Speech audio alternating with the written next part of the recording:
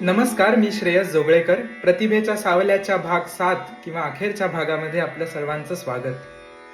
या उपक्रमाच्या माध्यमातून गेल्या 6 आठवड्यामध्ये मराठी भावगीतातल्या अनमोल अशा खजिन्यातून काही रत्न आपल्या समोर मला आणता आली आणि आपण त्याला दिलेल्या अनमोल प्रतिसादाबद्दल खूप धन्यवाद. हे सर्व भाग आपण आपल्या प्रियजनांपर्यंत नक्की पोचवा, पुढे पाठवा आणि आपण आपल्या मराठीतील या अनमोल ठेव्याकडे एका वेगळ्या दृष्टिकोनातून बघण्याचा प्रयत्न करूया.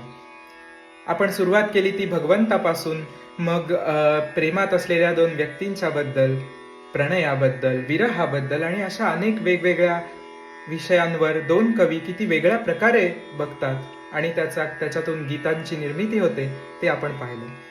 आता शेवट करताना मी पुन्हा एकदा भगवंताच्या प्रार्थनेने शेवट करेन. या 2 प्रार्थना ज्या आहेत त्या 2 चित्रपटांमधून आलेल्या आहेत, जे सामाजिक विषयांवर भाष्य करतात.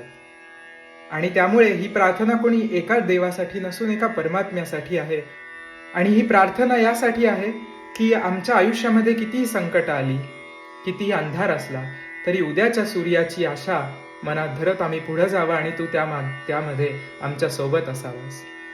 आपल्या या संस्कृतीच्या कार्यामध्ये सुद्धा देवाचा असाच आशीर्वाद कायम पाठीशी राहावा असं मला वाटतं.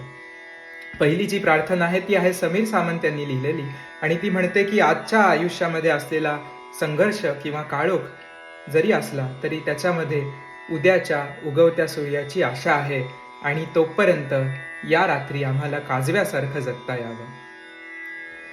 भोवताली दाटला अंधार दुःखाचा जरी, सूर्य सत्याचा उद्या उगवेल आहे खातरी.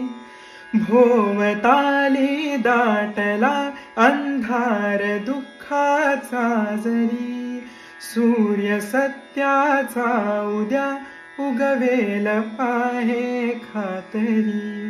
तोवरी देई आम्हाला काजव्याचे जागणे, माणसाने माणसाशी माणसा समवागणे, हीच मुची प्रार्थना.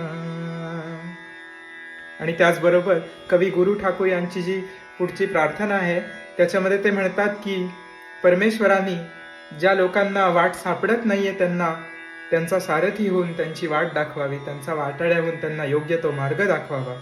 आणि आयुष्यामध्ये कितीही अडचणी आल्या, अवघड प्रसंग आले तरी आमची नीतिमूल्य ही खराब होऊ नयेत, कलंकित होऊ नयेत. सन्मार्ग आणि सन्मती लाभो सदा सत्संगती, नीती नाही भ्रष्ट हो जरी संकटे आली किती.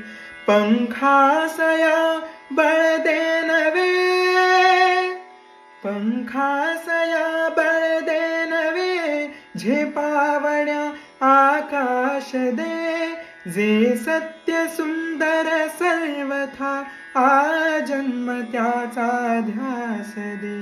तू बुद्धी दे, तू तेज दे, नवचेतना विश्वास दे.